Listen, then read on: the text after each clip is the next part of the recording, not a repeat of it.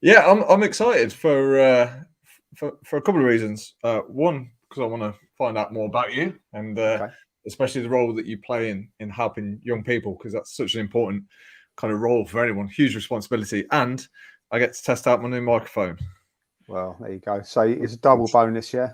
It's a double bonus. But then, like we were chatting kind of behind the scenes, me and Adrian, and I was saying, Adrian, where's that audio come from? Your audio's great. And then Adrian informed me that it was cheap pair of headphones for a Samsung. Yeah, There you go, winner. So, Adrian, how absolutely. did you get into like I said, the ever so important role of mentoring young people? And when we say young, like how old are we talking?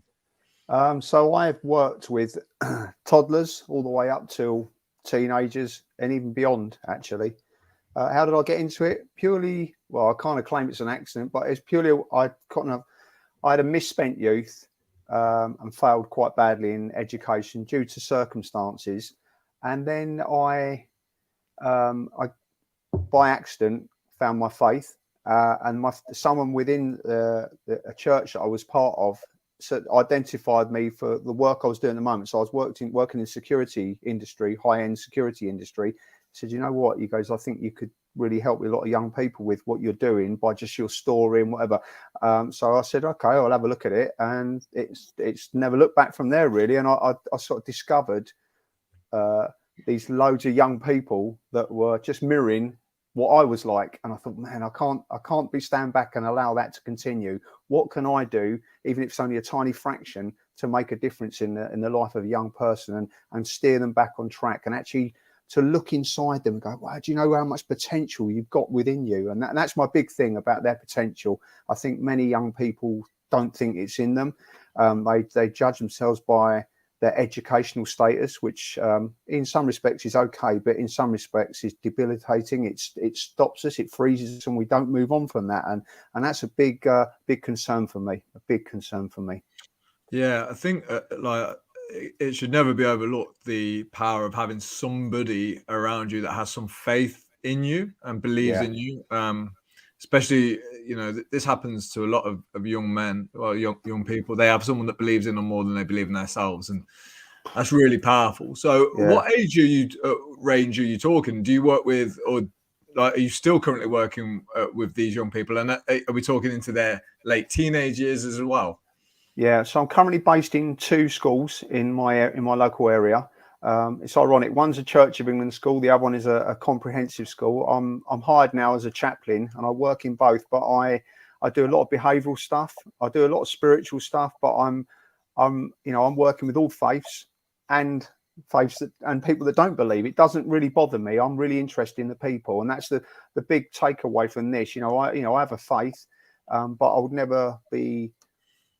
Uh, I would never sit down and say, by the way, I don't believe in your faith, it's rubbish. I just accept people for who they are. If they're decent human beings, that's good enough for me. And if they want to look at what I do and they think, well, there's something in that, then great, but all power to them. But if not, if they don't believe in it, that's their call. I'm not here to influence people to become what I am. I'm the only thing, if I can influence to be better people in the way they live their life and the impact they have on other people's life, then that for me is a win-win, basically. Yeah, absolutely, man. So, like, how do you do your mentoring then, Adrian? Is it just through the form of communication, of talking, sitting down with these young people, and Yeah. finding out, where they're at, where they want to Yeah. go, or do they often start from a place of like, do you get put in touch with people that are already like losing their way slightly, and it's your job to help bring them back, or is it just a case of whoever reaches Yeah. out? Initially, it started off. I was working in security, and a lot of my work was high end stuff. But I had days out where I wasn't doing work, but I was being paid well for the work I was doing. And as I say, this guy came to me and said, "Look, this is the work I'm doing." He said, "I'm mentoring young kids that are on the verge of being kicked out of a number of schools, and I really think you could be helpful in this and influence them." So I said, "Oh, okay, I'll have a look." And actually, I brought my wife along, and we were a good partnership, really, because you had the female male sort of touch on it. So she was more like the mum that many of them didn't have, and I was like the dad that many didn't have. And I'm straight on the down the line with them. I'm quite honest with them, but not in a bad way. Just say I'm just call them out on things, really. As much as I'd want to be called out if I was doing the wrong thing, by a friend or a mentor or something like that, then that was what I was doing with them. But then rather than just call them out and stop it there, you've got to go, well, I'm calling you out, but what about if you looked at that direction? Don't you think that might help you a bit more? And I could see the changes, and we started. And then this guy said to me, you know what, I feel really cool to give you this group of people to work with. I'm going to step back and I'm going to allow you to run it with yourself and your wife, Nicole. I said, wow, okay, I'll do that. And so it fitted in with what we were doing, my lifestyle at the time. And we did it, and we just saw phenomenal changes. And I think the thing for me, Alex, the thing that really swung it for me, at the end of one of our courses, we're coming to the end, and I said, guys, I really want you to, and this, for some people will find this a bit strange, but for me, I felt it was like divine intervention. For me, I laid in bed one night, and I have a faith at that point, I had a faith, and I pray and I ask for intervention in people's lives and in my life and whatever. Sound very Jeff Thompson here, don't I? But that's what I do. And then I ask a lot. And then one night, it was almost like someone was nudging me in the ribs to get up. And it was like 2:30 in the morning. And this nudge was going, get up. I've got something I need you to write down. And I thought, and I tried to ignore it. In the end, this nudge got worse. And in the end, I felt this distinct voice say, get up. You asked me for so much for your life. Now I'm asking you to do something for me. So I got up, I went downstairs, and I really listened. And I wrote out 30 questions that would challenge the lives of these young people about what's good in their lives, what's bad in their lives, who's let them down, who's their best influence, who's their negative influence. So my wife and I, we went to this last meeting with them, not really knowing as much as we wanted to know about these kids. And we were going away for a weekend down to Devon. And I said to my wife, I tell you what, we'll get all those answers. We won't actually look at them. We'll take them down and we'll find a nice quiet spot on a harbour or on a beach, and we'll read them. And we did that. And oh my God, Alex, I can't begin to tell you. It made me cry. It made me cry. And it suddenly, there's sort of like everything was wiped from my eyes. The cloth, the scales were wiped. Man, I could see these kids and I could see what they were going through. I thought, but their schools don't know it. And that's why they're playing up, because they're not playing up. They're in a safe space. So in that safe space, they release all that anger, that hurt. And one of the girls who we work with, bless her, I mean, I still know her now, and she's got a family now, and it's beautiful that she's come through what she has. And the opening thing was, who's let you down the most in your life? And she said, my mum. And then I said, what's your earliest childhood memory? Oh, my mum coming home pissed, turning on the hot fat, it catching light. She's trying to put it out and it spilled on her. And then we never saw her for a year because we were taking in care and never heard from her. And it made me weep. I thought, oh my God, is it any wonder this kid is so messed up? But the beautiful thing at the end of the course, when we stayed in contact with her, she went on and she said, I've even worked with you. And we tapped into what they wanted at the end. At the halfway point of that form was, the first bit was a bit negative. It's all looking back at the things that have affected you, impacted your life. And now is your chance to dream. Now is your chance to visualize what you would love to do in your life, what you want to achieve in your life. But do it like you really believe in the dream, believe in what you want to achieve. And these kids wrote loads of stuff. But the most impactful, that girl, she said, I just want to never replicate what my mum did for me. I want to be the best mother, the best parent, the best person I can be. Not like my mother. And so that's what she did. She's gone on and had 2 beautiful children. She's in a really steady relationship, and she's broken that circle, that stuff that goes round and round and never seems to end. And she's broken that. She's given great lives to 2 beautiful kids and given them a chance in their life. So for me, we all want to be successful in life. It's what you call successful. But for me, she's achieved success in the fact that she's broken that circle, that she's broken that lie. You're not going to do anything with your life. You're not going to be a good parent. She's killed that, and she started afresh, as it were. It was brilliant. It's powerful. Yeah, no, that is amazing. I think obviously, I'm working with guys who are mainly in their 30s and 40s, and I think, like, when you're young, that's the best age to have someone tell you that, look, you can do more than what you're currently doing. Because I think that every year that passes, Adrian, where, like, you're 23, you're 24, you're 25, and you have these deep kind of beliefs that you're not going anywhere and that you can't achieve anything. Every day that passes, that becomes harder cycle to get out of. So I think the role of mentors for young people is absolutely huge. So I think you're doing a great job there. But Thank you. I'd love to know more about, you mentioned these 30 questions, because I'm a massive believer in the power of good questions. Like, I think they can really direct your life into different places. You know, good question can equal good answers.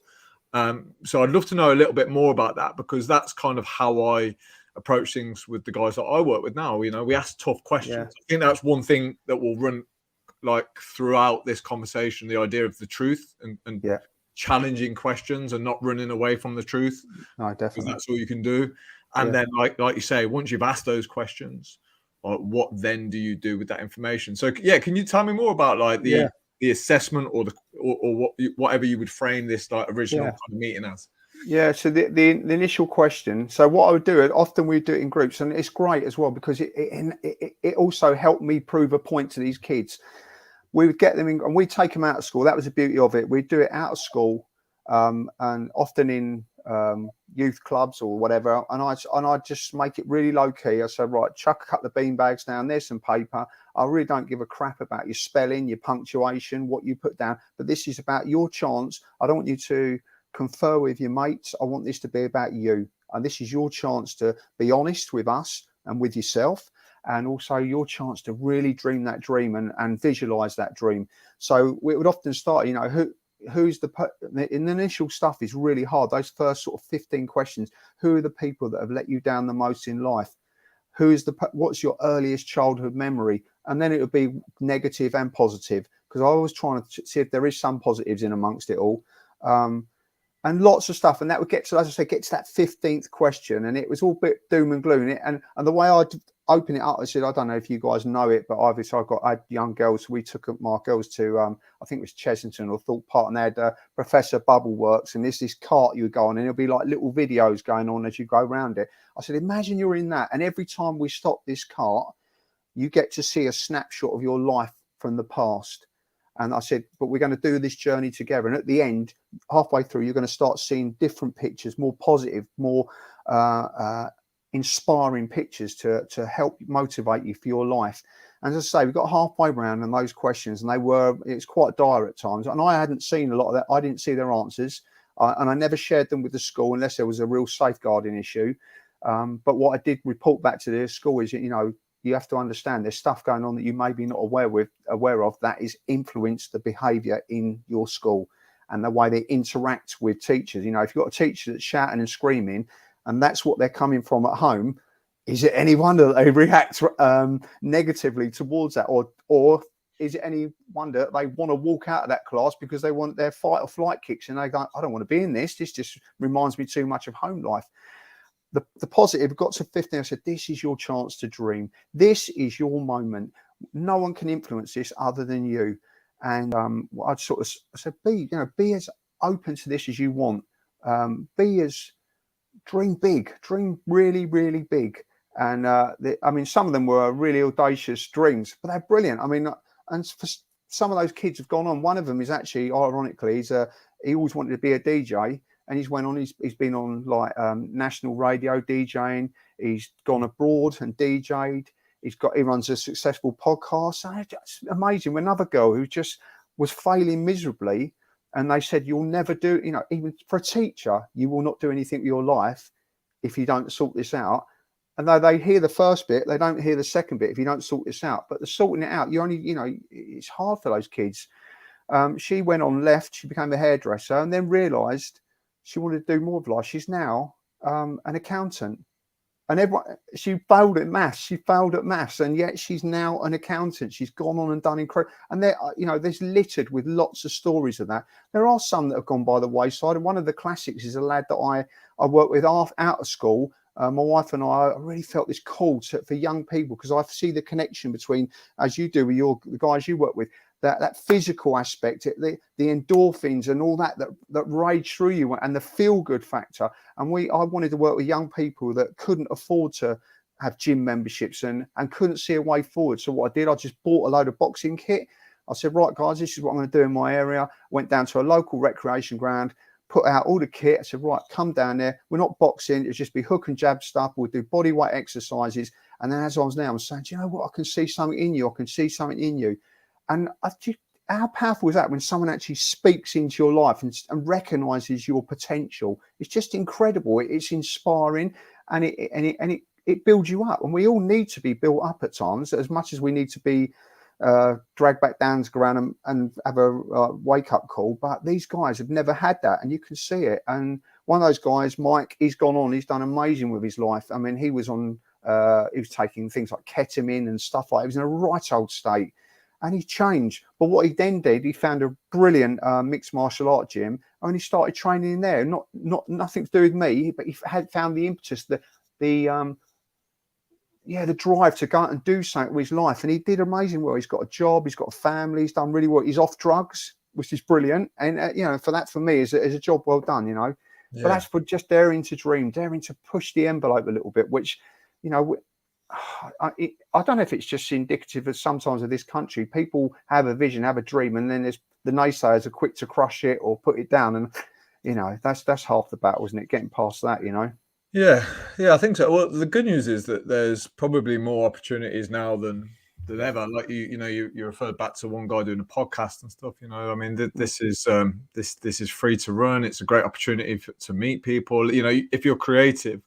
But like you say, behind, like, I believe everyone has some form of, creative intuition inside of them. It's, can we drag it out of people? And yeah, you refer to the physical side as well. For me, that's always been one of the best ways, especially for men, to get moving and get doing something. But I'm not quite sure what the turning point is. I mean, it's going to be different when you're young. I think you might think more open-minded when you're young. You might think more opportunities when you're young. Yeah. But like I say, when I think the older you get, this is where I'm seeing a lot of the guys finding it harder to change because, like I say, midlife, most people seem to think that they're done, and they're not done. They're not fucking done at all. No, but you can get to that point, and I think even at that stage, like some of the things you were saying about the young guys and the tough questions, I was like, this is no different to a 40-year-old. Tony Summers, I'm sure you know Tony Summers, right? I do know Tony, yeah. He always says to me, Alex, listen, he says, most people's problems is the inner child. So, the reactions that we have as men, the problems that we have as men, they all stem back from our footprint years, and it's quite shocking to catch yourself sometimes acting like a giant child. I know I do sometimes, throwing the toys out the pram, mood swings, when I'm not getting my own way. You only have to look around and you can kind of trace it back and think, shit, like some of this stuff is still me behaving like a child. And what you're doing is so important, that positive role model. Because I'm not sure a lot of teachers, they have a job, they get paid to teach a certain syllabus. But how much of that I'm not sure is productive to, dragging the best out of kids and young lads. I'm not sure. Because in schools, right, you've got to do this, you've got to do that. But if you don't want to do that as a 14-year-old, I know what I was like at that age, I'm not doing it. So like how do you think like the whole school system then fits into this model that you've got of that, dragging these ideas of dreams, like DJ dreams, podcast dreams, when actually, no, you've got to do the maths, you've got to do the English, you've got to do the history, you've got to do the geography. Like how do you like see this being balanced out? I don't know. I think you've got to have relevance to that as well. It's really weird because I have a lot of young lads, it's predominantly young lads who go, so I can't be bothered. I've got a job. I worked with a young lad the other day. I was speaking to a young lad the other day as a traveller. And he said, that's all right. I've got a job with my dad. He does this, he does that. I said, that's great. I said, and it's really good. He said, so I don't bother coming into school. And that was kind of like, that's a historical thing within the family. They couldn't see the point. And I see the school's point. They want to try and get the best. Now, it's ironically, the dad couldn't be bothered because that's how he's just living out his the upbringing he had. The mum wants a young lad to be in school and get a better education. And you've got to try and sell it in a positive way. And I said to it, look, I said, your dad's obviously good at his job because he's holding his own. He does his fencing, he does his stuff and whatever. And he said, oh, yeah, he's really good. He's really good. I said, what if you come into that business and you improve it? And he said, what do you mean? I said, well, if your dad says I've got a job lined up, but I need to measure up how much fencing I need, or I need to know how much gear I need, or I need to send a quote to someone. I said, if you can't read and write and you can't just do basic maths, how's that going to hold? And he went, oh, I never thought about it like that. I never thought about it. And I think we have to, you spoke earlier, and I'm reading a really good book at the moment about how you frame things. I always remember at the school I worked at probably about 9 years ago now, And the head there, she was a brilliant head, by the way. She turned that head from a failing to an outstanding school in a few years. And she said, I want everyone in uniforms. And that's not just the kids. I want the teachers turn up for business as well. So they're dressed for business, in business attire. How can we expect young people to come dressed in uniform if we don't make the effort too? And which is a great, don't ask anyone to do anything you're not prepared to do yourself. And there was a massive uproar. And we had about the same 15, 20 kids. And every time they came to the school gates in the wrong gear, they get sent home. And quite rightly, the parents going, this is crazy. We can't do this. She's too strict. She's too... And I thought, well, no one's ever reframed this. So I got all the kids in a room together. I said, listen, guys, quick chat with you. Has any of you got dads or parents, anyone in construction industry? And I said, yeah. I said, right, let's work this way. Your dad rocks up at a building site and he doesn't take his hard hat with him or his high vis or his boots. What happens? Well, he gets turned away. Yeah, he can't work. If he keeps doing that, what happens? He gets sacked. That's all we're doing. We're prepping you for real life. We're asked to do certain things in life that we don't like or we don't want to do, and there's a reason. I said, and they went, "Oh, I've never thought about it like that," and that changed it in a heartbeat. They changed everything. They turned up every day in the right gear, and the little rising, the uproar was killed, and parents were happy, staff were happy, and that was it. And I think it's just about reframing the need to be in there. I do think we're quite archaic in our education in ways, but it's Victorian. We're still merging out of the Victorian sort of education system, and we've never really moved on from that. Unfortunately, there is in school. I see the struggles in school though, because I feel for teachers. They're battling. They're battling to deal with what's gone on with COVID and all that sort of thing. They're battling. They're almost like second tier social workers, really, because they're having to manage all the stuff that's going on. So hence my role, I feel, is really important. I feel really privileged. I get to sit with a kid in a room or a number of kids, and they talk about life and they talk about their issues and they talk about what they want, and I can kind of feed back into that and give them a chance, really, and then also give the educators a chance to educate. I'm lucky. I mean, I can walk around the school and it's all, hi, Adrian, I'm this. Every time I walk around, so, hi, guys, how you doing? How's everything? And they're like, wow, that's not like a teacher. And I'm not a teacher. I do teach one class every other week, and I've got a great relationship with them kids. But for me, it wouldn't want to be me every day of the week, because it's just so restrained and it's so hard. And we're not really digging deep and bringing out the potential. You could look at every kid and say, wow, do you know actually what I can see in you? And I do that. I do assemblies and I have 500 kids sat in front of guys. All I can see is a sea of potential here. I said, and you don't see it. You've got this story, this lie that's being sold to you. You're not going to cut it if you don't get the grades. And that is not true. I said, I'm living proof of that. I failed massively, but mine was circumstantial. Mine was I went through quite a traumatic sort of upbringing as a kid that influenced how I behaved in school. And that's what I saw with these kids when I did that initial, those questions, those 30 questions. They're not bad kids. Yeah, I think understanding this helps. It certainly helped me have a lot more empathy for people, like even adults now who are not on a good path, or even who commit some horrendous crimes. Yeah. Before I jump to the whole like, oh, scum, like should be fucking shot kind of thing, like, I always think, well, like I wonder what kind of upbringing they had, and wonder how they were treated when they were young. And you often trace it back, and they didn't have a good time when they were young, And I'm talking about, the worst crimes possible out there. You often see these kids have come from such a shit upbringing and background. So, I mean, this is great conversation, man, because we could talk about this now, and I don't want to feel like I'm putting the boot into teachers, because it's a tremendously difficult job. But like, do you think we're kind of setting kids up to fail then in this ideal world of like, well, let's teach them maths, let's teach them English, let's teach them this syllabus, when really we should be looking at more the infrastructure and teaching kids the discipline that you spoke about, resilience, meditation, life skills? Like, do you think there's going to be a shift towards that, if there hasn't been already? Because I'm a bit out of date with this. I don't really know what's being taught in schools these days. You'll have a really kind of clued up latest idea of this. But like, do you think that that's where we're going to shift, or do you think that's where we should be shifting our energy with the youngsters? I think we need to teach young people to develop opinions.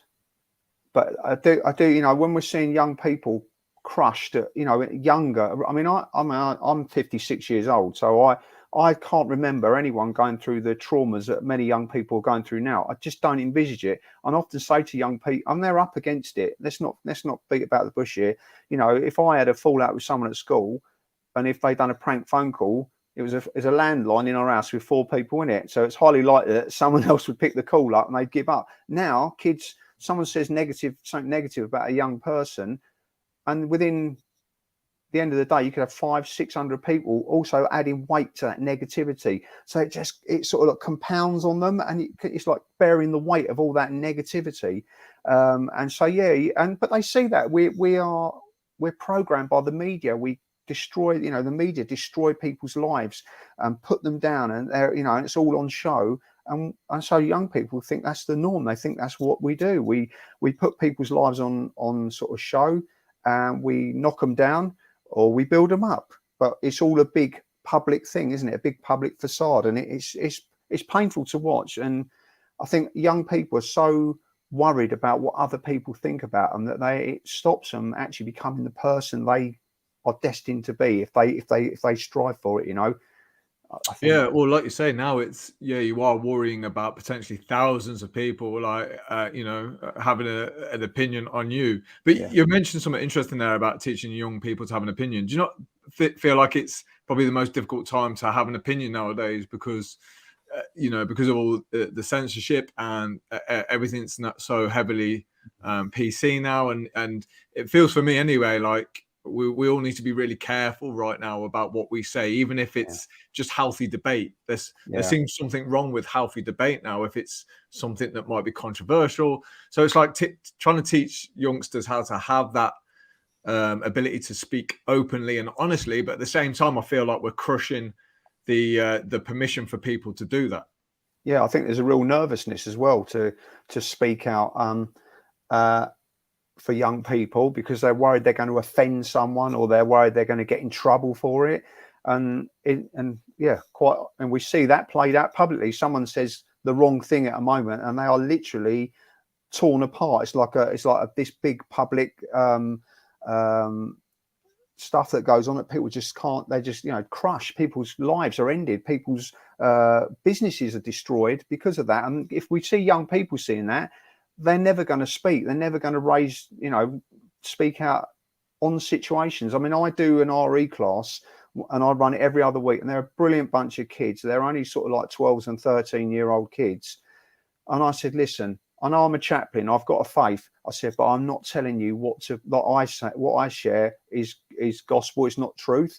It's up to you to discern what is right for you and what is not right for you. If I start telling you what you have to believe, then that's me being a dictator, and I'm not that person. I want you to develop as a young person your own thinking. So what I try and the school, to be fair, that I'm in, they really encourage oracy. So I'll get the kids, when they've got an opinion, to stand up and share it amongst the class. I said, you cannot say anything wrong in front of me. The worst thing you can do is not say anything and just clam up and never speak. I said, because that's how that's how people like dictators get on, because people haven't got the courage to stand up and be counted. And I always remember from an old school that I worked in, it was a brilliant, this lad came into me, said, I'm in real trouble. And he was a good lad, West Indian lad, real lovely character. And he went, I'm in real trouble. I said, why? What you done? He said, I said something offensive to someone. And it's got me in a lot of trouble. I said, well, who was it? And he tried to describe this lad to me. I said, no, I'm not getting. I was describing him. What does he look like? He said, I can't. I said, what are you on about? You can't. He said, well, I'm going to get in trouble. I said, well, tell me. He goes, well, he's black. I said, mate, you're black as well. How can you be embarrassed about or feel awkward about describing someone who's got the same colour skin as you? I said, forget that. I said, I'm white, you're black. It doesn't matter to me. All I see is the person. Forget your faith, your colour, your gender. It's the person that's important. If you're not, I asked you a direct question and you give me a direct answer, that's okay. But when we got a young black lad who was scared to describe another lad as black because he worried he was going to offend someone or upset someone, that's a worrying sort of precedent we've got. And we got young people who just they've lost the courage to speak up. And that's why I try and encourage young people. I don't encourage them to talk evil of people or speak bad on people, but if they've got a point to raise and it's not offensive to people, then yeah, raise it. Be courageous. And if you make a mistake, hold your hands up. That's okay.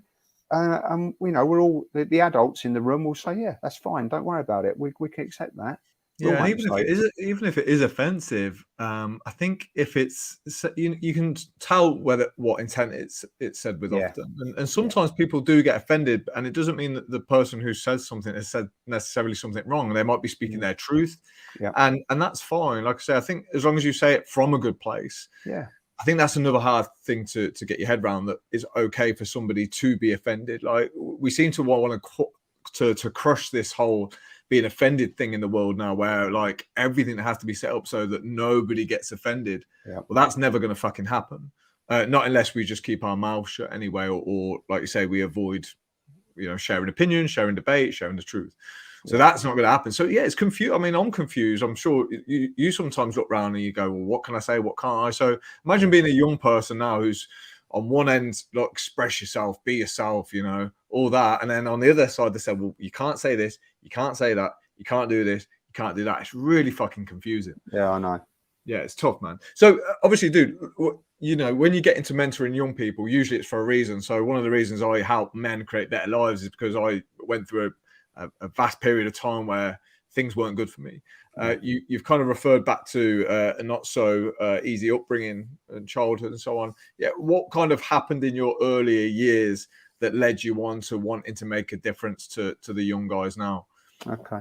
So I've got, unfortunately my dad is in hospital. He's quite sick at the moment. I visited him yesterday, but I've got great parents. My mum and dad are still alive, and they were great parents, really, really supportive parents.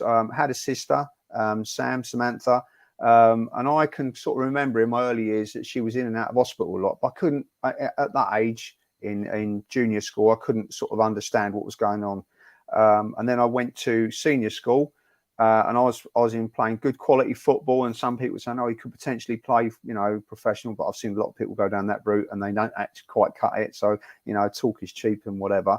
But I got to school, and I remember you had to be a certain age. I suppose it would be like the equivalent of the One Show. Now I was watching that, and I was round my uncle and auntie's house. My dad was working night shift, and my sister was sat there, and my mum was sat there, and they were talking about this illness called cystic fibrosis, which what my sister had, and I thought, this would be interesting. It was like some professor, and it wasn't really much talked about then. So I sat there on there watching this thing and this thing, and I actually can literally tell you, it was like someone sticking a knife in my heart. I watched this guy literally say, people with cystic fibrosis at that time, that's going back to sort of late 70s. People with CF don't live beyond their teen years. And I thought, I'd never contemplated. I knew she was ill, but I didn't know how bad it was. And I looked at my sister, and she's taken this on board. She's about 3 years younger than me.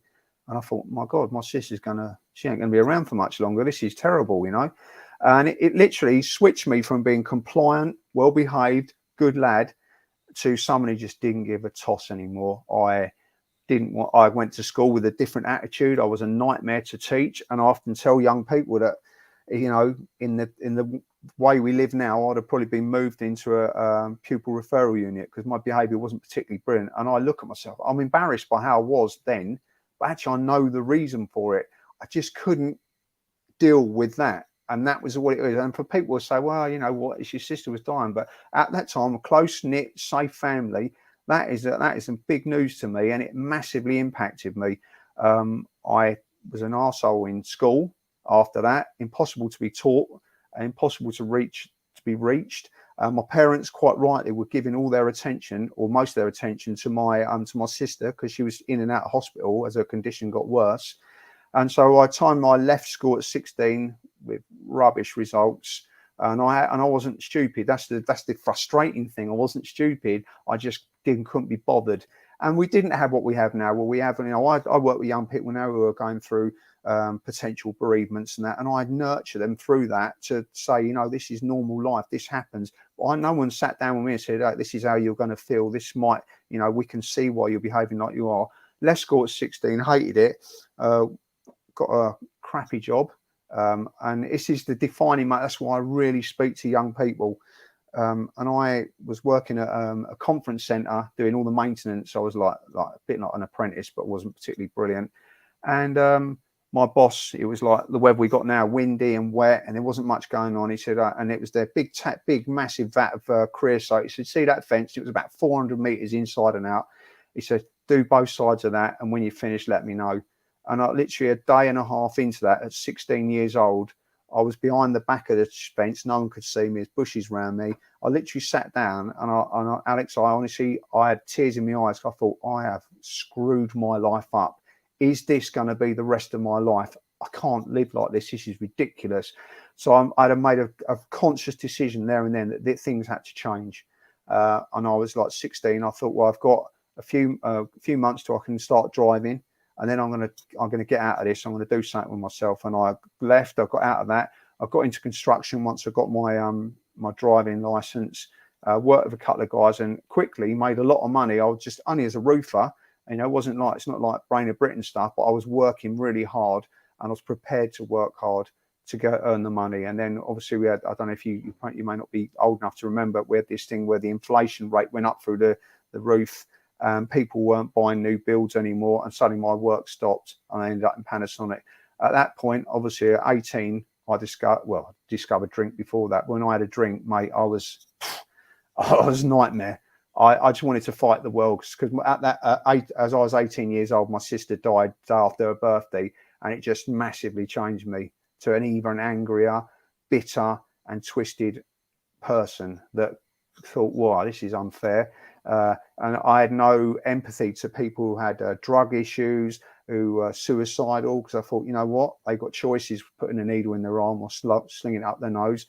My sister never had a choice. They got a choice to live or die. My sister never had a choice, and I was really angry, and I couldn't.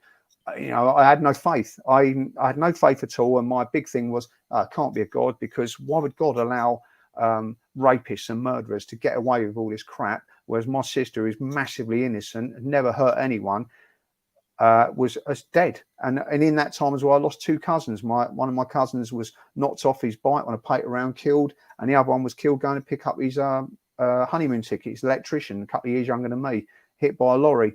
I thought, this can't be right. This cannot be right. And but I used to drink, and I didn't hit. You know, I never. My wife said she would. I'd met my wife by then, even though her mates had said, don't hang about him. He's a nightmare. He's really punchy and horrible. And I was hanging around with the wrong people, who actually are still great guys, but I was using drink to help me cope with my anger but what it did, it came out, and we'd end up fighting and getting into stuff that we shouldn't have been getting into, really. Yeah, because you mentioned you lost a real good friend in Iraq as well when he was serving. JP. And that led you to question your faith even more, right? So how did you resolve that? Because I think it's strange that we're talking about this, because this is being spoken about more and more often inside of the group that the guys that I talk about, because again, religion's a difficult subject to breach. There's many unknown answers, and there's some tough questions. So what conclusion did you come to? Like, why does God allow rapists and terrible things to happen? Did you ever work that out, or did you find a way to kind of deal with the unknown answer of that question?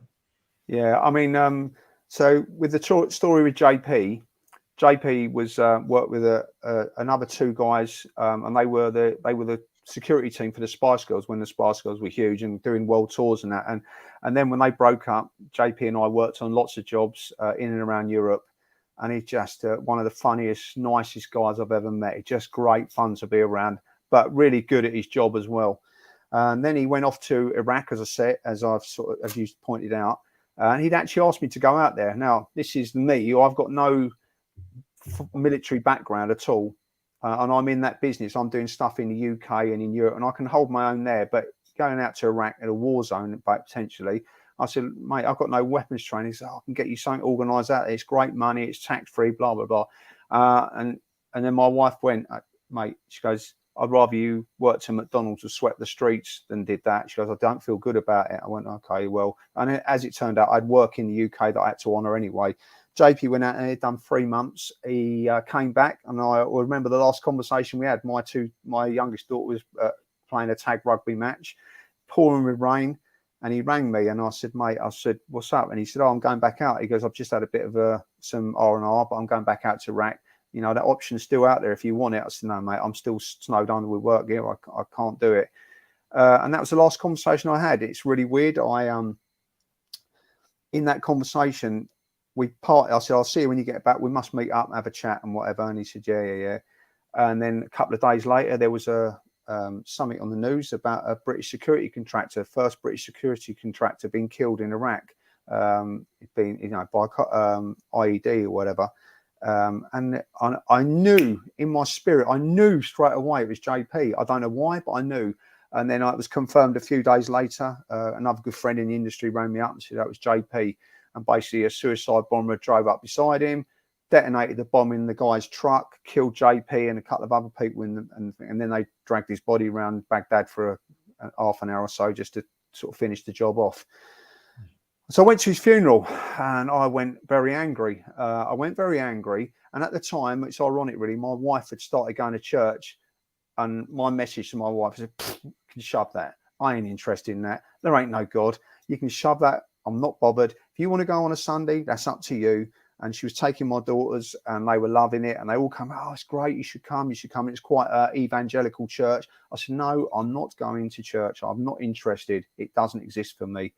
And I went to, it's really weird. I went to JP's funeral. It was in this little old church in Enfield. And I stood at the back of the church, and I looked down this church, and as I'm looking down there at the front is JP's wife and two daughters, exactly the same image that could have been me. And I went, all right, God, if you exist, if you bloody exist, prove it, because I'm not understanding this. My two cousins, my sister, JP, all the hurt, the pain, I don't understand it. Prove you exist. Prove you exist. And there's an old thing in the Bible that says knock and the door will be open. And I think that was my knock and the door was open bit.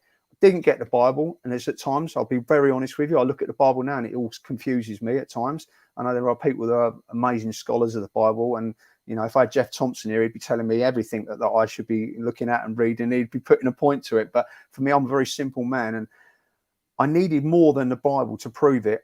And it's weird. My wife, well, my youngest daughter, Molly, who lives with me as well, with her husband. We're doing a big property together. And she was, at the time, was about 9 years. She goes, "Dad, please come, please come." And she just nagged me until in the end, I just went, "Oh, for God's sake, I'll go just to prove it's a load of old crap. I'm not in, you know, I'll just go just to shut you up and leave me alone so I can have my Sundays to go to the gym or watch a bit of Sky or whatever and not do anything." So I went the first time, and it was weird. It wasn't in the regular church. It was in a school hall.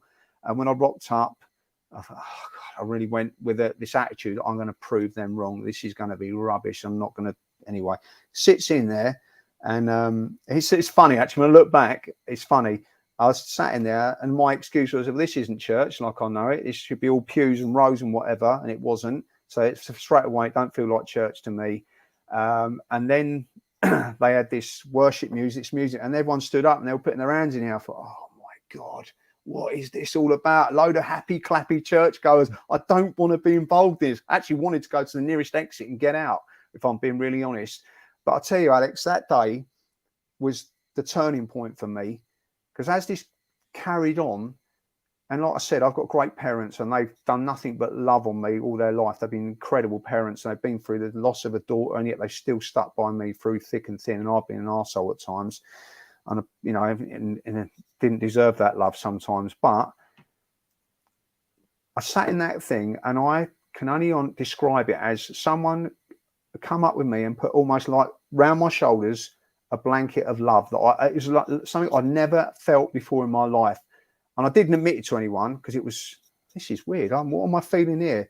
I now believe, this is my belief, so people might be going, rolling their eyes, going, "Oh, what that or crap he's going about." This for me is like the Holy Spirit. This is like a God in a spiritual form, really comforting me. And I needed that. I needed to have I was searching for a way out, basically. I was searching away from drinking and sorting my life out, really. And I didn't admit it. And then I went back a few more times, and then I really got it hook, line and sinker. And there was a few things that contributed to that. Like I said, I wasn't going to pick a Bible up and start scouring through the Bible, because it didn't mean anything to me. And so I read a couple of books. I do love reading books, and I love rugby. So I read Jason Robinson's book about his life, and he had a kind of like a pivotal moment where his life felt crap and he was contemplating suicide. The world looked at him and said, well, a successful rugby league player, he's got it sorted, he's got the money, he's got the car, he's got the house. And actually what he was in a relationship that was falling apart. His girlfriend had a baby and now she wasn't with him. And he was drinking. He was a mess, and he was actually contemplating ending his life. And it's a great story. I wish I could remember the Fijian guy, but he was on the treatment table on a Monday morning after playing on a Sunday. And he just basically said to the Fijian guy, man, you're so relaxed, you're so chilled, you don't know, nothing won't wind you up anymore. And the Fijian guy gave him a Bible. And he said, because I have a faith. He goes, why don't you try looking at this? And Robinson said, I'm sort of paraphrasing it and shortening it all down, but Robinson said, I'd read that. And it was literally life-changing. It was an overnight thing. He went back to his girlfriend and said, listen, I want to change my life. I want things to change in our relationship. I want to be the father that I should be, and I want to be potentially the husband that I should be. And he walked away from the drinking and all that sort of thing, found his faith, and it turned him around really. And he's quite. You look at every picture of him in the England rugby team, and he always had a sweatband with a little cross on it that he'd drawn on there, and he was quite vocal about his faith and the turnaround. And then I read a couple of other books, one by a guy called David Wilkinson, who was a preacher in the 60s who felt called to go to New York and try and resolve gang warfare in the 60s, and he did do successfully. There's some great work in there, even though he was pulled apart by the gangs. He was attacked and he's vilified in the middle of New York and put down by them. And then there's another book which is by one of those gang members called Nicky Cruz, and it's called Run Baby Run, which actually is the other side of the story, where this was a guy who was responsible for stabbings and shootings and stuff like that, and he just literally found his faith by meeting David Wilkinson. And he went on to do amazing things. And the final one was Jackie Pullinger, a lady who was 17 years old, felt God say, go to Hong Kong. This is back in the late 50s, early 60s. Went to Hong Kong and went to the walled city, where at the time was all the triads operated in there. It was just a no-go zone. And ended up praying for people with drug addictions and seeing people set free from drug addiction. I thought, bloody hell, there's actually something in this. If Jason Robinson and the Nicky Cruz, David Wilkinson, Jackie Pullinger, maybe there is something in it. And the more I looked at it, I kind of bought into it. I felt something different in me, mate. Something checked in my spirit, and it changed me. And suddenly, from the person who had no time for the homeless, for drug addicts, for people contemplating suicide, who suddenly it spun the other way, and suddenly I could see, and then end up working with young people, that everything sort of joined together. Like life, they say life's a tapestry, but on the back of that tapestry is a massive mess. Or if you saw the back of a tapestry, that's our life, but it's all tatters and torn. That's what it was. I could see all the bits being pulled together, and kind of God was highlighting these kids. Guys, you've got to do something with these kids. You've got to do something with these kids. So that's where I started getting this vision to sort of work with young people. Not to, I love it if they come to faith, that's up to them, but actually I want them to know who they are and the potential within them. And it is in with everyone. And your guys, I read your stories and I do comment on your Instagram stuff. I love it when you've got some guy who's out of condition, overweight, can't see a point in his life anymore, and just by an interaction from you and going to the gym, suddenly it all turns around. And it's doable. That's the thing. But the thing that used to really wind me up, and it's not winding me up, there's a need for your bit, but why are we waiting until people get to 50 or 40, 50 before we make those changes? I would like to see young people equipped to do the changes at young ages, and then equipped to face life on. That's my passion. So yeah, I mean, there's so many questions I've got from then go far away, because I've spoken from that. I want to come back in a second. We'll come back to this. Is your quest in faith now over, and like that's it? You're settled, and your faith is strong. Secondly, like, how did that answer your question of like all the terrible things happening in life? And then just to touch on what you've said about like some of the guys on my Instagram stuff, just have found the gym. They suddenly have a purpose in life or something to aim at. Do you ever feel like religion could be the same for some people, where let's look beyond God for a minute, and it's just the fact that they've found somewhere to put their energy, or do you, are you adamant now, and do you have utter faith that there is a God that exists, or a Holy Spirit, or an energy? Like, is your faith that strong now that you believe it, or do you open up the barriers to say, well, do you know what, I might just be invested in this community, and that might be the thing that is what saved me? I think, you know what, mate, my faith is huge, and I don't think it would ever change. There's lots of things there's a few reasons for that. I've been, you come to faith, it doesn't mean you therefore have a great life after, and life's not going to hurt you, and it does. At the moment, I went to see my dad in hospital last night. He's very, very sick, and he's 81, and I'm not unrealistic. He's, seriously, time's running out for him. Days of old, I'd have been getting a bit of a sad on about that, and getting pissed off about it, and getting angry about it. And I do get angry about it still, and I am upset about it. But kind of, I like to think my dad is going to a better place eventually, and I like to think one day I'll see him in whatever form that looks like. If I could give you the definitive answer, I'd be a bloody rich man, and that would be it. But then there will be someone going, "You're talking crap, Adrian." And there's probably people on the end of this camera now going, "What an idiot, what an idiot." And that was always my biggest thing, mate.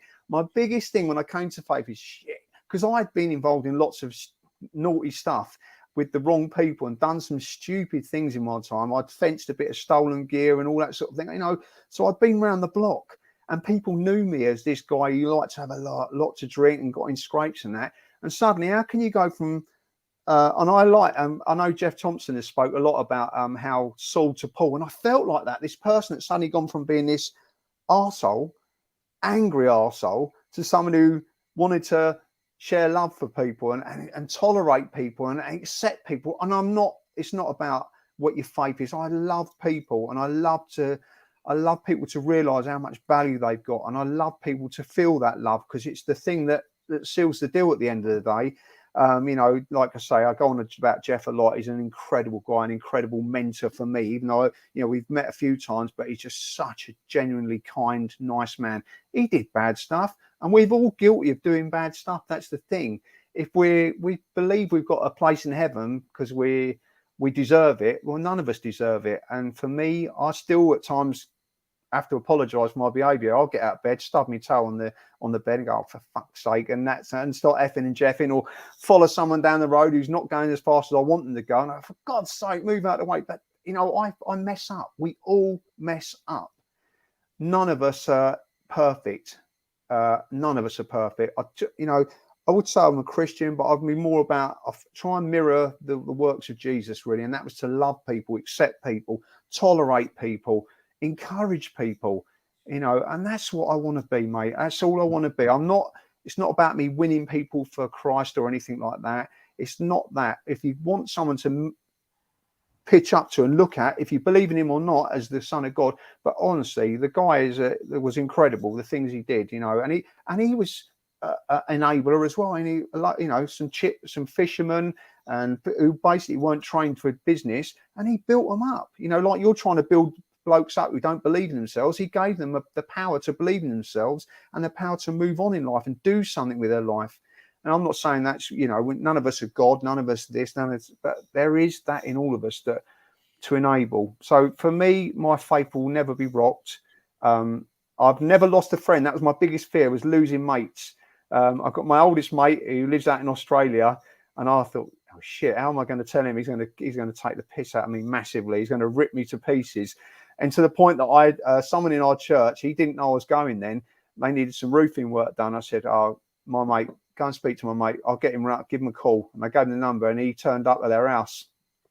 And he said to me, "How do you know Adrian then?"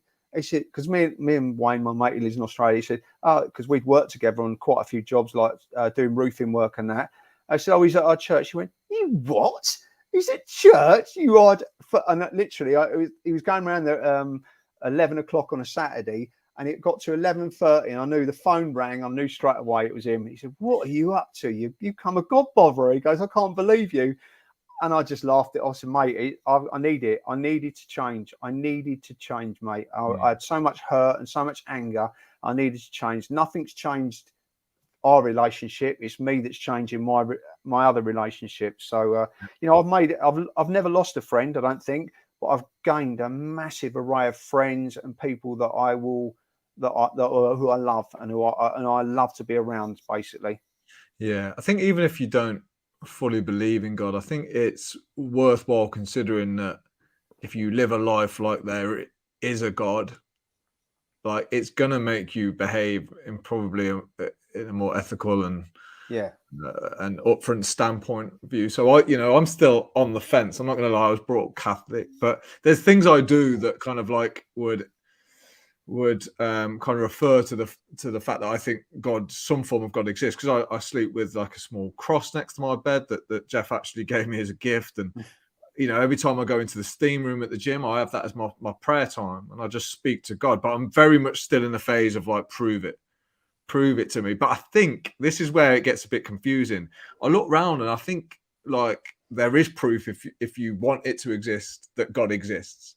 Like you could look around at so many things and say, well, yeah, this is too strong to be a coincidence. There's too many things. Like it has to be more than that. So I think you might find what you're looking for. I'm not sure. I don't know where all of this internal stuff comes from, because religion for me is very deep rooted. It's, I don't think you can just turn a blind eye to it. I know I can't. Like it's there. It's in me. It's something that I can't ignore, even if I choose to. Like there's always that talk going on up there, like, does God exist? No, he can't exist. He can't. It's just too frightening concept that he exists. And then you're like, well, there's got to be something. There's got to be something. And it's weird. I'm reading a book at the minute. The guy who's on next week, Carl Perry, he's an author of a book called You Only Live Thrice. So he actually died for I think it was about 2 or 3 minutes. His heart packed up. And he said, I hate to disappoint everyone. He said, but there was nothing. The lights were out. He was like, I got to tell you that it was this journey through this white tunnel, and I saw family members of old. He was like, it was nothing. And I was kind of like a little bit disappointed at reading that, and also a bit comforted at the same time, because I think a lot of fear for us is like, what happens after we die? Are we going to be punished? Like you say, for all those fuck ups we've made, the people we've hurt, the bad things we've done, am I going to be punished for that? Because if you're a Jeff Thompson fan, you would believe in karma, right? Or at least if you believe in the principles that Jeff talks about. Jeff's big into karma. Like you have to pay for everything that you do, good and bad. So like that kind of thought is scary. The thought of nothing else existing after is also scary. So it can leave you in this whole turmoil of like, don't know what to believe, don't know what to think, don't know what's going to happen after. And we know we're not going to get the answers until it's time for us for the answers to be presented in front of us. I know. It's crazy, right? So I heard a great one before. He's a real good guy, Ken. He's an ex-copper. He's a man mountain. He's an absolute beast. He's a huge. He played rugby. He's probably 6'6". He's built like a brick outhouse. And he used to preach in our church. He now lives in Scotland. He'd be in his element now, seeing Scotland smash us, beat England. But he did a great one day, and he said, I can't prove that God exists. I can't prove there's a heaven. I can't prove that when I am buried in the ground or burnt, where I'm going. He goes, but I can't take the chance. I can't take the chance. And it's true. He goes, if I die and I just become worm food or dust that's tossed on the ground, then so be it. But if I wake up and I didn't have a faith and didn't believe, now I've got to be answerable. He goes, shit. And then the rubber hits the road. And I'm kind of that, really. I wouldn't, so I'm quite an evangelist. I will share my faith. I'll never be one of these blokes who stands in the road going, you're going to hell, you're going to damn, because I don't think that actually works. That just puts people off. I think the way people come alongside or come to faith is often through relationship, by coming alongside people, not being judged. And we are a judgmental world that we live in, trying not to judge people and to love people, and again, like you were saying, I reckon if you spoke to a lot of your guys, it's the backstory that influences the way they've turned out at this moment in time. And that is the same for most people. I know that because of me. And I know that because of the young people I've worked with. It's the backstory, the one that no one knows about, that is influenced them. I met a guy once when I was feeding homeless people. And I'm not saying that to be big I am or anything, but I'd taken my daughter, the one who Molly used to nag me to death, to go to church. And she was with us. She was only 13 at the time. And we were walking around Reading, near where I live. And these homeless guys, and you know, they're in shit place, but they are the most appreciative people I've ever met. They're in squalor, sitting on the ground, and no one's giving them the time of day except for slinging a quid in a bloody paper cup, and that's it. And we would sit and we'd have a cup of tea with them, a coffee, a bit of food, and just make them feel like a human being, because that's what they are, and they deserve that at least, if not more. And then one guy I was chatting to, and it's ironic, the irony of it isn't lost on me. He was chatting to me, and I said, "What's going on with your life?" And that's it. Someone genuinely interested in what's going on with his life. And he said, "Mate, I'm in shit street." He goes, "I'm not going to be here much longer. If I live another 6 months," he goes, "I'm a heroin addict." And he showed me the state. He goes, "I've got barely any veins left. I've screwed my life up." I said, "What's your story? What's got you to this place in life?" He said, "I used to go," and this is the irony of it all, mate. And that's what I'm trying to say here. None of us are perfect. And whether you're a doctor, a teacher, or a religious leader, none of us are perfect. He goes, "I used to go to church with my parents." He goes, "And I was sexually abused by the leader of the church. I told people and they didn't believe me." And he goes, "So I started smoking weed to take away the pain and the hurt and the rejection that I was feeling." And the weed worked for a while, and then the weed stopped working. So we upped it. And now I find myself 5 years later, I'm massively addicted to heroin. I can't get off it. It's the only thing that helps me get away from that pain, even though it's very short-lived. But I need more and more of it to escape the pain. The pain keeps coming back quicker. He said, and I said, "Can you just stop there a minute?" And I called my daughter. I said, "Molly, I want you to listen to this man's story. This is the best drugs counselling, best drugs advice you'll ever get." And she sat, she heard it, and it changed her in a heartbeat. It changed her. I mean, she's never done drugs.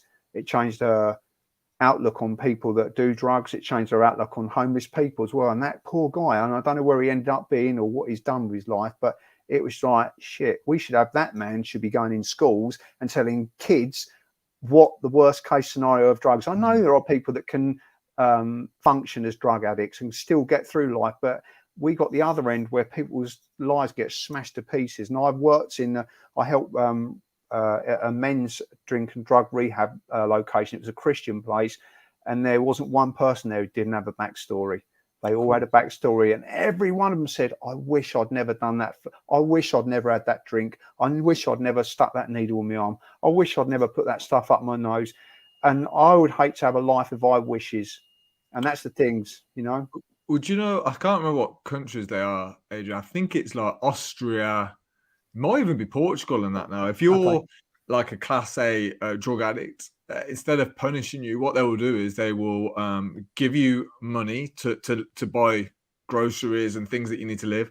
Yeah. They will give you a flat, and they will give you a job. And again, I can hear people already going, "Well, fucking hell, they're getting everything given to them and all that." And I'm like, well, just hear me out a second. A lot of people who are on drugs in this country, like I say, automatically bad people, you know, stay away from me kind of thing. All of a sudden, their job opportunities are zero. They have, you know, no real options available. And what they're finding is that if you can help people get set up on their feet and give them a purpose and give them a good job that they care about and allow them to contribute in a positive way to their community, then they start to find like life is worth living without the drugs. So a lot of, you know, drug addicts will get to the point where they can't see a way out of that, can they? You know, it's the booze is all I've got, the drugs is all I've got. Yeah. And it's interesting. There's a guy in town that I don't know why I've really took a shine to him. He's a guy. He's a homeless guy, and he's always sat in the same space. And you know, he's you know, and there's a lot of homeless people in the town. But this guy in particular, I don't know what it is, Adrian. I just warmed to him. I always buy him a cup of coffee and that. And I took him to McDonald's yesterday, and we were having a little chat and that. And he said that, you know, he's got kids and a wife, and I literally slapped myself around the face, because you don't even put that together of somebody who's sleeping on the street as having kids. Like, I don't know why, I just didn't put that together. I thought he's a normal guy. Like, something terrible happened to him. Like, shit like happened in his life. Like, he got really unlucky. Yeah, he might not have helped himself in certain situations, but like, he's just me and you. Like, he is no different.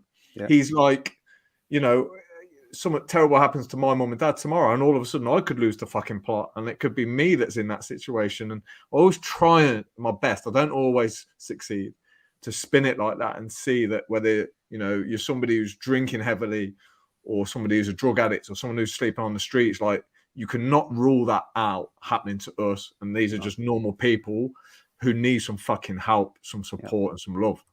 Yeah, I mean, is it? I don't know if the stats are right, but most people are only sort of 3-4 paychecks away from being homeless themselves, aren't they? If they can't afford their mortgage, that's where you end up being homeless yourself, having nothing. And we look down at people. Well, often society looks down at people that are homeless. Like, I'll get a life. There's jobs out there, but people don't put themselves deliberately in that place. They don't do that intentionally. I've just given up fostering, but I fostered for 10 years, and I've seen lots of kids who've gone into that route because they've got no destination, they've got no future, and it's sad to see that.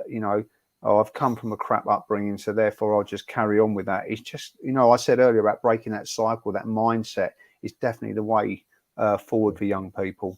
Yeah, absolutely. And although I lead with health and fitness, like, what I'm ultimately trying to do is just create better people, just like yourself. Like, you can imagine if more of the world was like you, with this attitude and this desire to help people, man, the world would be a completely different place. I still stand firm in the essence that to get to the stage that you've got, Adrian, like, it starts with helping the self, doesn't it? So I always make this clear to anyone starting their journey, because everyone wants to be a good son, everyone wants to be a good husband and father, and for me that can only be done when you start to work on yourself a little bit. Like, you improve your own inner self, and then you might be able to help your kids and your parents and your sisters and your brothers. And then, like, who knows, if you get to that stage and you're good at that, then you start to reach out to your community. You help the guy who's sleeping rough on the streets, and that's how it works for me. It kind of, like, it just spreads. All the good work that you do, it starts real close inside the four walls, and then if you continue that journey, mate, like you're doing, it's phenomenal. Because when you help a kid, Adrian, like, who grows up to be a young man, who then has a kid and a wife, like, you've affected his whole entire fucking life and the people around him. So you're not just helping that one guy, you're helping that guy and everybody that he comes into contact with. So, mate, what you do is super, super powerful. Thank you. And I think you do some amazing work. Where does somebody like yourself who, wants to make a bit of a difference now, who might be sitting at home going, "Do you know what? I watch a bit too much TV. I don't really do much. I could be out there making a difference." Where would you suggest these people start or go or look for? Well, you know what? We all know, don't we? We all know where there's a need. There is a need. That's why I keep referring back to Jeff, because Jeff Thompson just loves to serve people. He loves to serve. And he will always say it's reciprocal. What you give out, you get back. The whole karmic effect, if you like. But I know he doesn't do that for that reason. He does it because he genuinely wants to love people and serve people and bring value to people's lives. So, for me, I'm always looking for a way to even if you just speak something into someone's life, or you can see something good in someone, encourage them to do that and to follow that route. It doesn't have to be a big, massive gesture.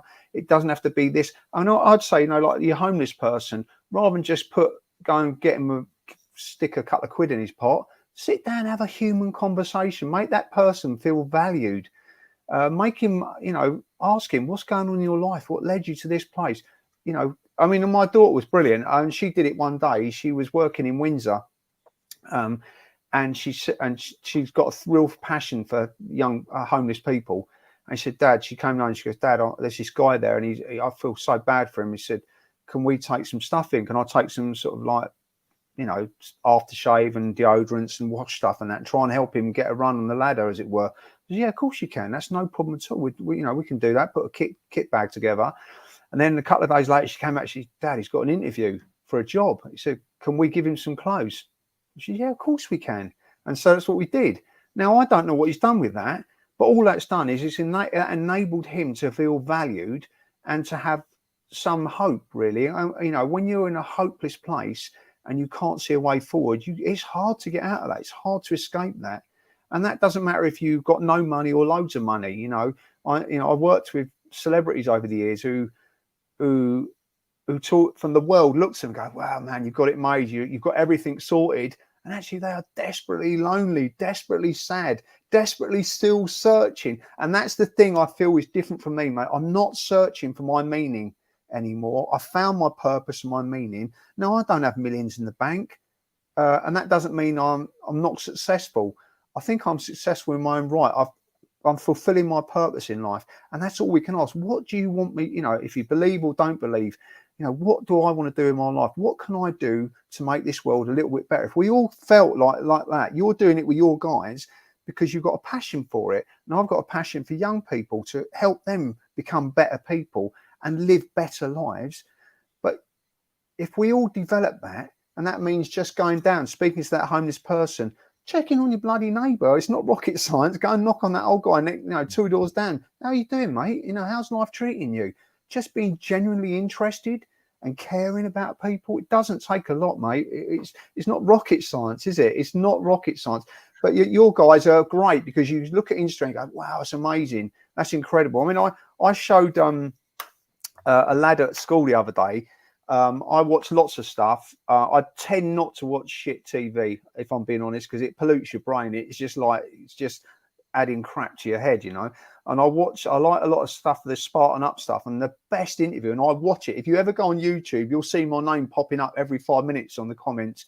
And it's Barry Hearn, who's Eddie Hearn's dad, speaking to Joe. Is it Joe Dissenter? Isn't it? Is he? Yeah, that's it. Yeah. Oh, mate, it's the best interview I've ever seen. It is so, you've got to watch it, mate, because it's so inspiring. And it's Barry Hearn being bloody brutally honest about life. It's fantastic. I would encourage anyone to watch it. It's so good. What you'll see is Adrian Laws, I needed this, needed to kick up the arse. Boom. About 3 months later, needed this, kick up the arse. Yeah. But I showed this lad the other day and he was like, wow, I never thought about it like that. And sometimes that's all we need, a little wake-up call, a little kick up the backside and go, yeah. We all need it. And I'll say, yeah. And your guys, if they're feeling a bit, oh, shit, having a bad day, what's something like that? What's something positive that's going to uplift you? Even email you or pick up the phone to a mate who's in the same, on the same journey as you and work with them. Working together, being in relationship with people is the way forward without doubt. Mate, I'm going to show them this podcast because you are a fucking inspiration and a leader in my eyes. I think well, I didn't know too much about you before today, and sometimes I'm like, I'm taking I don't know what you're going to say today, and some of these things are just like you say, it's intuition. Like, go and speak to this guy, Adrian. Like, fuck knows why. Like, you've been really supportive on my page, so it's kind of caught my attention. And then you get to speech, and you're like, for me, like, you've got all the high-flying celebs on Insta and that, and I'm like, there's some real genuine heroes on there, people like yourself that are actually making a real difference. And I try not to get frustrated because it's, in my opinion, it should be people's eyes should be on you. Like, we should be listening to people like you and not bullshit celebrity stuff. And I'm like, so if I can just give you a little bit of a platform just for you to say all these amazing things, because I guarantee one person at least will change what they do from listening to this podcast. Absolutely spot on, mate. If that happens, mate, we've done a good thing today. Yeah, I mean, I often I do look at certain things, and I'll look through YouTube at good stuff. There's a great clip, and you may have seen it, of Ian Wright, the footballer, and who had up with Mr. Pigden. Oh, mate, that reduces me to tears every time. Me too. Yeah, because I think if I could just make that much difference to one person. Yeah, who's had then that has got to be, I'll go to my grave a bloody happy man, I'll tell you. That's what it comes down to, mate.